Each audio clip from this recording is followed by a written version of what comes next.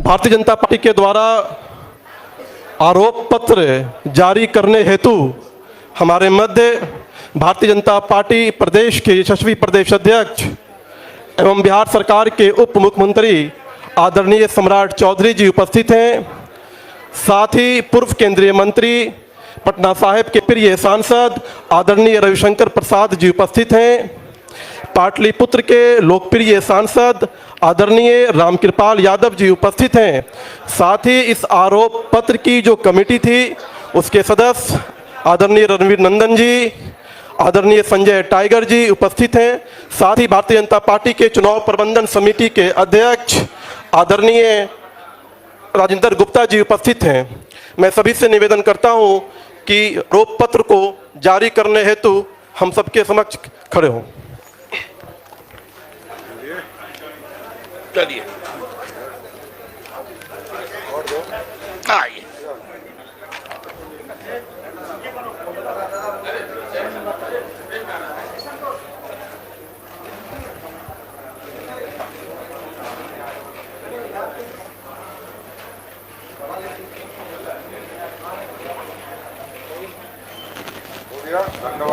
धन्यवाद। अब मैं विनम्र आग्रह करता हूं आदरणीय प्रदेश अध्यक्ष जी से कि वो आज के इस प्रेस को संबोधित करें।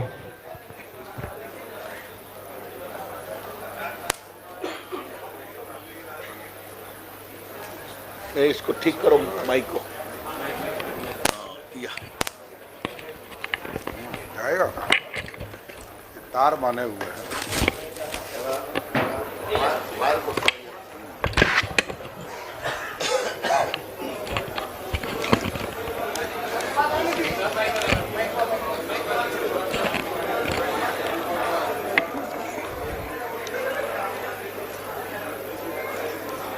आज यहाँ इस प्रेस कॉन्फ्रेंस में उपस्थित भारत सरकार के पूर्व मंत्री और पटना साहिब के लोकप्रिय उम्मीदवार आदरणीय रविशंकर प्रसाद जी, भारत सरकार के पूर्व मंत्री और पाटलिपुत्रा के लोकसभा के उम्मीदवार आदरणीय रामकृपाल यादव जी, आदरणीय राजेंद्र गुप्ता जी, रणवीर नंदन जी, संजय टाइगर जी, दानिश इकबाल जी और आप सभी मीडिया के साथीगण, आज हम लोगों ने महाठगबंधन, ये जो नाम बदलकर जो यूपीए हुआ करता था एक जमाने में, नाम बदलकर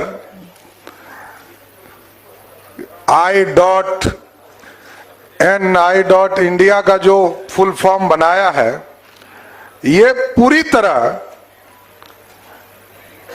ये नकली राष्ट्रवाद दिखाने का प्रयास है।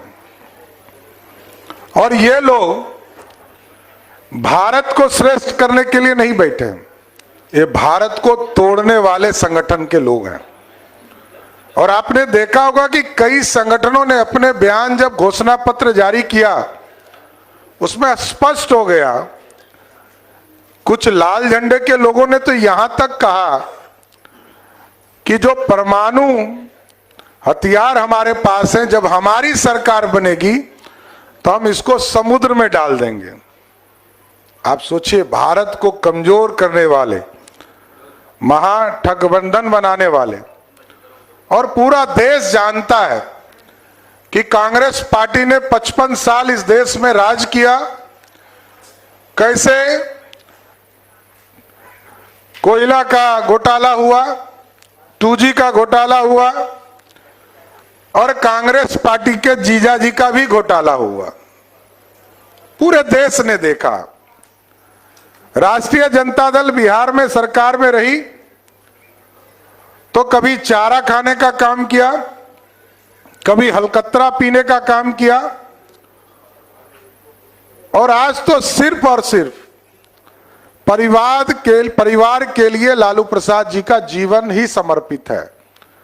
कोई बिहार के कल्याण के लिए कोई काम लालू प्रसाद जी ने लंबे समय तक बिहार की राजनीति में काम किया, लेकिन कभी गरीबों का चिंता नहीं किया। और बिहार में घोटाला का सीरीज बन गया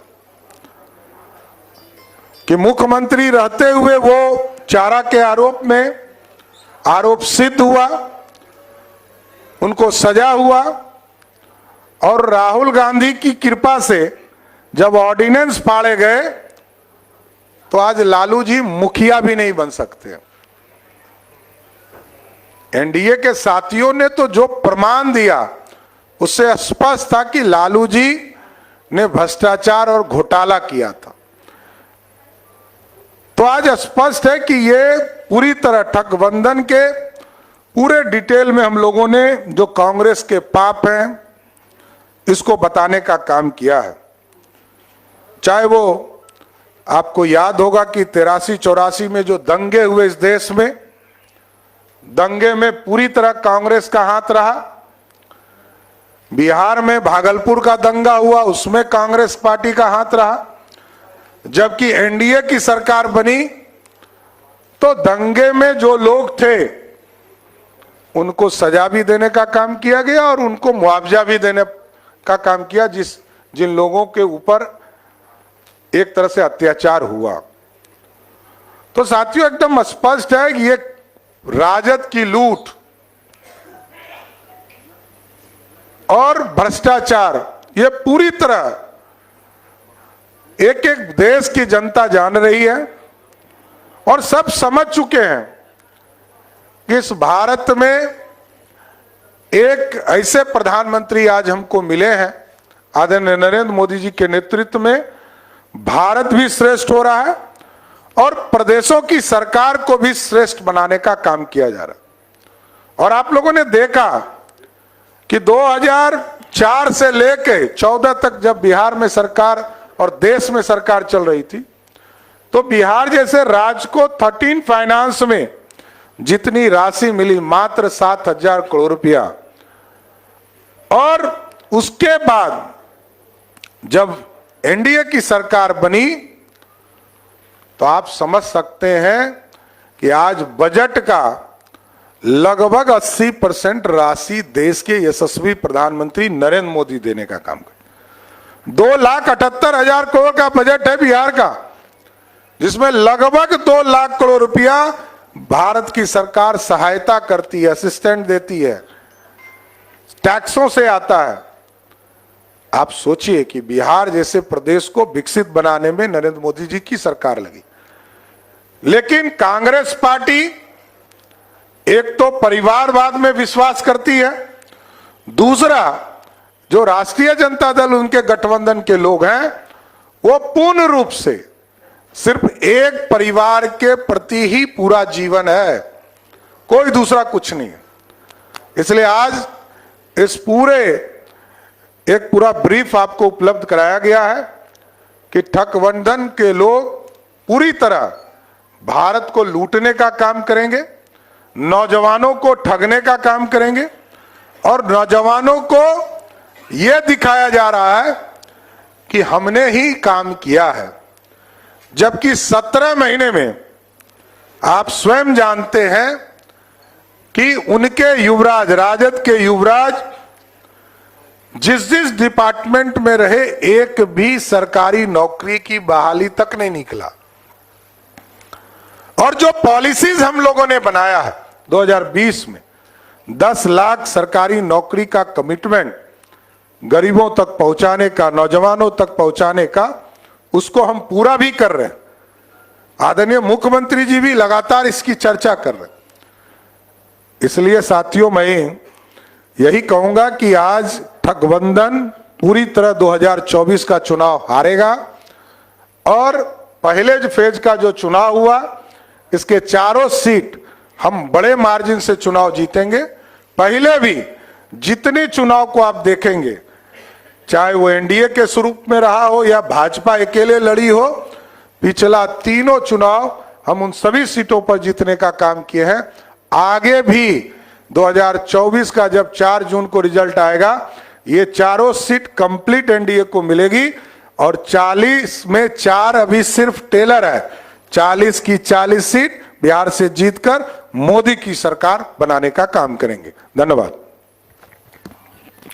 आप कोई प्रश्न है तो एक एक करके ले सकते हैं। ठीक है, चलिए, बहुत बहुत धन्यवाद। मोदी जी ने एक भाषण दिया है जिसमें कहा है कि जो संसाधन है वो मुस्लिमों को दिया जाएगा, कांग्रेस का ऐसा करना। रवि जी को देखिए, नरेंद्र मोदी की सरकार सबका साथ, सबका विकास, सबका प्रयास की बात करती है। अगर 80 करोड़ लोगों को खाना दिया जा रहा है तो सबको देते हैं ना, क्या हिंदू, क्या मुस्लिम, क्या अगड़े, क्या पिछड़े। अगर कोरोना का टीका लगा तो कोई भेदभाव किया गया। अगर ग्रामीण सड़कें बनती हैं तो सबके लिए बनती हैं ना। कहाँ लालू जी के राज में यहाँ हमको वोट नहीं मिला था, यहाँ बाद में करेंगे। आज स्टार्टअप हो, स्पोर्ट्स हो, सेना की भर्ती हो, माइनॉरिटीज के बच्चे बच्चियां काफी काम कर रहे हैं। तो ये हमारी सोच है। उनकी सोच क्या है? उनका मैनिफेस्टो मेरे पास है। 17 बार खाली माइनॉरिटी किया गया है, 17 बार। और मनमोहन सिंह का आपको एक भाषण याद होगा, minorities have the first claim over the national resources. और याद करिए 2004-2005 में हैदराबाद में एससी एसटी के रिजर्वेशन में काटकर अल्पसंख्यक मुस्लिम को रिजर्वेशन देने की कोशिश की गई, जिसको हाई कोर्ट ने क्वैश किया था।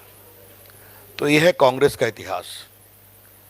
इसलिए अगर प्रधानमंत्री ने एक बात कही है तो वो कांग्रेस का जो न्याय पत्र, न्याम भी या न्याय पत्र, और ये देश के सामान्य जनों के साथ अन्याय पत्र है।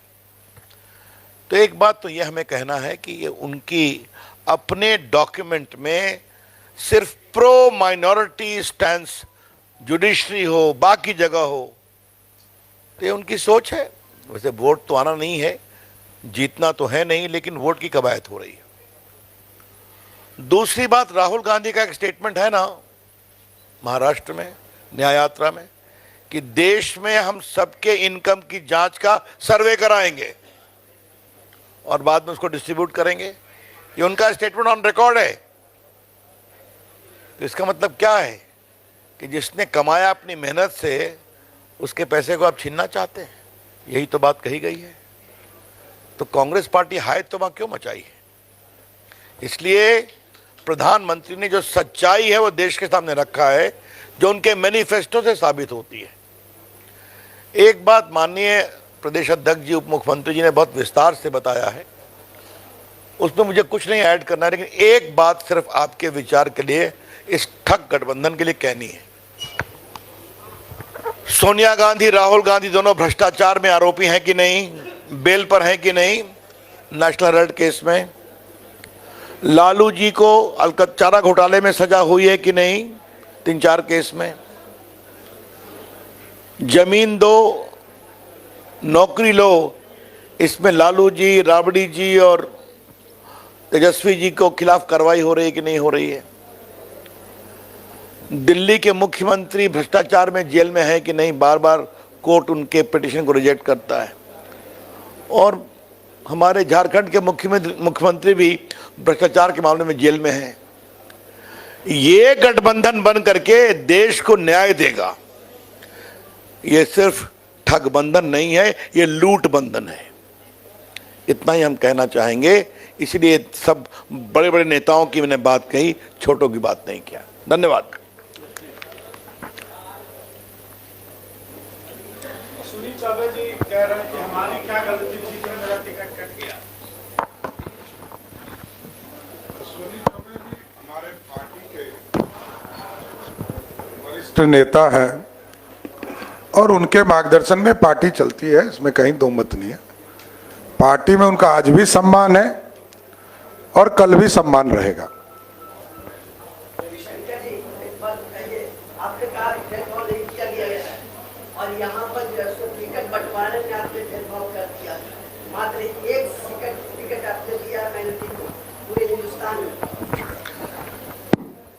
ये सोच आपकी बहुत दिनों से, आपकी व्यक्तिगत नहीं, कि एकाध दिखावे के लिए टिकट दो, लेकिन उनकी प्रामाणिक विकास की चिंता नहीं करो।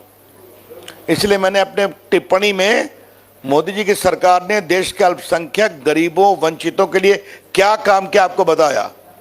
और ये मोदी जी की सरकार है जिसने एक सम्मानीय दलित को देश का राष्ट्रपति बनाया, एक बहुत सम्मानीय आदिवासी नेत्री को भारत का राष्ट्रपति बनाया।